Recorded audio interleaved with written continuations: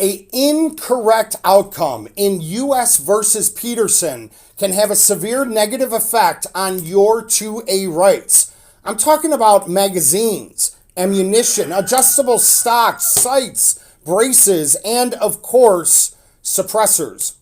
A Fifth Circuit three-judge panel declared that suppressors are accessories and not protected by the Second Amendment.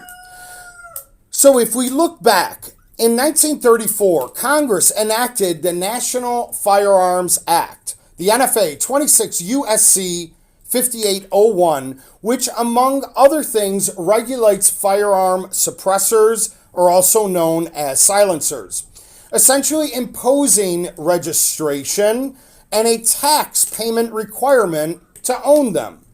Under federal law, the term firearm silencer and firearm muffler means any device for silencing, muffling, or diminishing the report of a portable firearm, including any combination of parts designed or redesigned and intended for use in assembling or fabricating a firearm silencer or firearm muffler, and any part intended only for use in such assembly or fabrication. So back in 2022, the United States government criminally charged Mr. George Peterson, a resident of Louisiana, with possession of an unregistered firearm suppressor. Mr. Peterson had been at that time and still is a member of the Firearm Policy Coalition, a fantastic organization who is fighting this, providing Mr. Peterson legal counsel, and in my opinion, you ought to consider becoming a member as well. So what we have at stake here is, if this is left to stand, the panel's decision could have an extraordinary effect of permitting the government to ban, for example, adjustable stocks, sights, braces, and other items, suppressors, ammunition, magazines, which ultimately support and promote the safe and effective use of firearms, so long as the government can show that the item in question is not strictly necessary to the use of a firearm. Additionally, if found in violation of this law, the maximum penalty can be up to 10 years and $10,000 cashola forked over for being in possession. We're at the point where if this isn't stopped, and I know you may say to yourself, hey, Paul, I don't have a suppressor. I don't see the need for a suppressor. I'm okay with it being banned. Should this stand, won't it allow them, give them a charge to go after things that do matter to you?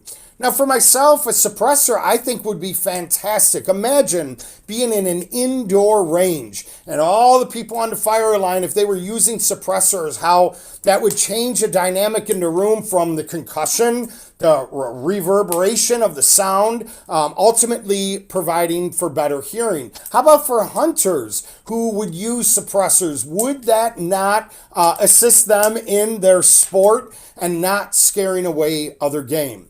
Though it may not be important to you necessarily, it is to others. And when do we tell the government to do a hands-off when it comes to you and I, otherwise good, law-abiding people, to own a piece of property, right? Whether it be a firearm, whether it be a suppressor, whether it be a magazine. I mean, look at Illinois.